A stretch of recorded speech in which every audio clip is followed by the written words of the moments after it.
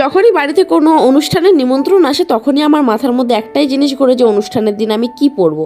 আলমারি খুলে এটাই দেখি যে আমার কাছে তো কোনো ভালো শাড়ি নেই। এমনিতে আমি শাড়ি খুব একটা বেশি পরি না, কিন্তু আমার কাছে যে কটা শাড়ি আছে সবগুলোই আমি প্রায় দু একবার করে পরে নিয়েছি, আর একই শাড়ি বারবার পরতে আমার একদম ভালো লাগে না। তো এই শাড়িটা চোখে পড়লো, এই শাড়িটা আমি একবারও পরিনি, তো আজকের বিয়ের অনুষ্ঠানে আমি এই শাড়িটাই পরবো। আর অনেকটা দূরে যাব, সেই জন্য বেস মেকআপটা কমপ্লিট করে নিয়েছি, যার জন্য ভিডিওটা আর করিনি। তো তারপরে আমি শাড়ি পরে মেকআপ করে একদম রেডি, জুয়েলারি পরা কমপ্লিট। হ্যাঁ হ্যাঁ জানি মুখটাকে একটু বেশিই সাদা লাগছে। তো যাই হোক, ঠান্ডা প্রচুর পরিমাণে পড়েছে, জ্যাকেটটা তো পরতেই হবে। তো জ্যাকেটটা পরে নিয়েছি, ঠিক করেছি বিয়ে বাড়িতে গিয়ে খুলে ফেলবো। আর এখানে আমি আর আমার বর একটু আয়নার সামনে দাঁড়িয়ে ঢং করে নিচ্ছিলাম। তারপরে রেডি হয়ে বেরিয়ে পড়েছি বিয়ে বাড়ি যাওয়ার উদ্দেশ্যে। তো শীতের বেলা খুব তাড়াতাড়ি সন্ধ্যেটা হয়ে যায়, আর আমরা সন্ধ্যের দিকে বেরিয়েছি। তো দেখতে দেখতে পৌঁছে গেলাম আমরা বিয়ে বাড়িতে। আর এই বছর প্রচুর পরিমাণে ঠান্ডা পড়েছে, আর যেদিন এই বিয়েটা ছিল মানে 22 তারিখে প্রচুর ঠান্ডা পড়েছিল। তো আমি আমার বরকে বলছিলাম জ্যাকেটটা খুলে ফেলবো, তো আমার বর বললো না খুলো না, ঠান্ডা লেগে যাবে। আমার বরের কথা শুনে আমি ভালো বউয়ের মতো জ্যাকেটটা পরেই ভেতরে চলে যাচ্ছি। তো আমার না যেতে খুব লজ্জা করছিল যে এই প্রথম মনে আমি কোনো বিয়ে বাড়িতে এইভাবে জ্যাকেট পরে যাচ্ছি, মানে সেজে গুজে না জ্যাকেট ট্যাকেট পরতে বা সোয়েটার পরতে খুব হাসি লাগে। তো আমি সুদীপ্তা, তোমরা দেখছো স্টে উইথ সুদীপ্তা। আমার ভিডিও যদি তোমাদের ভালো লাগে থাকে তাহলে অবশ্যই একটা লাইক করে দিও, আর নিত্য নতুন ভিডিও পাওয়ার জন্য চ্যানেলটিকে কিন্তু সাবস্ক্রাইব করতে একদম ভুলবে না। তো দেখতে দেখতে চলে গেলাম ভেতরে, আর এই যে হলো আমাদের ব্রাইড যে তার বান্ধবীদের সাথে ব্যস্ত। তো আমরা চলে গেলাম কাকিমার কাছে, আর কাকিমা আমার বরকে অনেক দিন পরে দেখে একটু আদর করে দিল।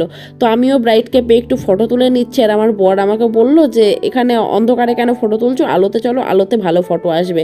তো বরের কথা মতো আমি চলে আসলাম বেশ সুন্দর ডেকোরেশন করা জায়গাতে, কনেকে নিয়ে একটু ফটো তুলে নিলাম। আর আমাদের কনেকে কিন্তু আজকে খুব সুন্দর লাগছে। তো ফটো ভিডিও সব কিছু করে নিলাম, একটু ফাজলামো করে নিয়ে তারপরে চলে আসলাম একটা পুচকিকে কোলে নিতে।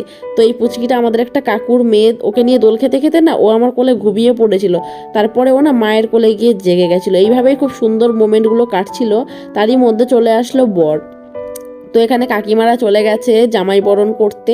তো জামাই বরণ করার পরেই তাদের শালিরা চলে এসেছে গেট ধরতে, যে মানে আগে মানে বর যদি টাকা না দেয় তাহলে তাকে ভেতরে ঢুকতে দেবে না। তো এখানে সবাই কথাবার্তা বলছে, এই কাকুটা সব মানে সবাইকে বোঝাচ্ছে যে আগে ভেতরে যাক তারপরে টাকা দিয়ে দেবে।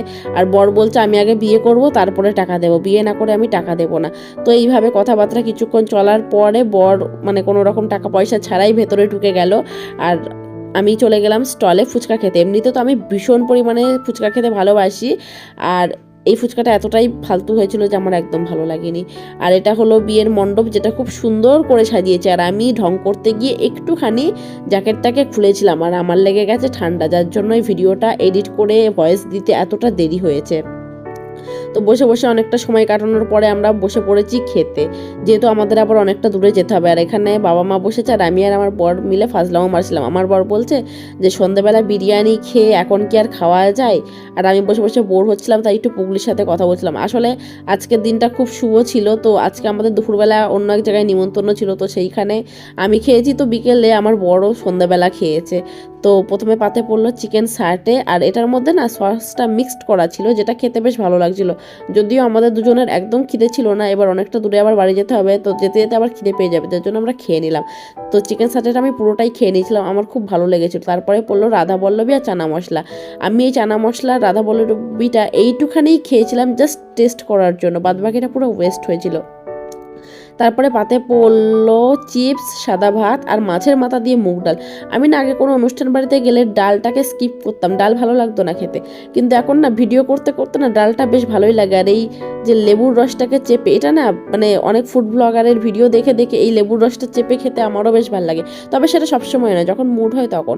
তারপরে পাতে পড়লো এটা কাতলা মাছের কোনো একটা রেসিপি ছিল। তো আমি না বেশিরভাগ অনুষ্ঠানে গিয়ে পেটির পিসটাই প্রেফার করি, কারণ আমি মানে মাছের কাঁটা বাছতে পারি না। তো এটাও খেতে খুব দারুণ ছিল। তারপরে পাতে পড়লো ফ্রাইড রাইস আর চিকেন কষা। তো চিকেন কষাটা খেতে খুব সুন্দর ছিল, আর খুব ভালো মানে সফট, খুব ভালো সেদ্ধ হয়েছিল। তো আমি সব কিছুই অল্প অল্প করে টেস্ট করেছি। আর অফ সিজনে আমের চাটনিটাও বেশ ভালো লাগছিল। পাঁপড় খেতে আমার বরাবরই খুব ভালো লাগে। আর আমি না কোনো রকম কোনো মিষ্টি খেতে খুব একটা পছন্দ করি না, তোমরা অনেকেই জানো। তো মিষ্টিটা আমি স্কিপ করে গেছি। তো এটা বলছিল এই রসমালাইটা নাকি হোমমেড, তো এটা একটু টেস্ট করলাম, সত্যি দারুণ ছিল। তো খাওয়া দাওয়া করে এসে দেখি যে এখন বরকনের হস্তবন্ধন চলছে। আর আমার বর আমাকে বলছে, মনে আছে আমি তোমার হাতে এরকম সময় চিমটি কাটছিলাম। তো যাই হোক, ফাজলামও করে বাড়ি চলে আসলাম। আর আমার বর আমাকে বলে আমি নাকি এই হুডিটা এইভাবে পরলে আমাকে নাকি সিংহের মতো লাগে। তো এবার সব থেকে কঠিন কাজ, এই ঠান্ডার মধ্যে আমাকে মেকআপ রিমুভ করতে হবে। তো আমার মেকআপ রিমুভ করা কমপ্লিট। তো এবার আমি যাব ঘুমাতে। তো সবাইকে গুড নাইট, তোমরা সবাই ভালো থেকো। আর ভিডিওটা ভালো লাগলে অবশ্যই একটা লাইক করে দিও।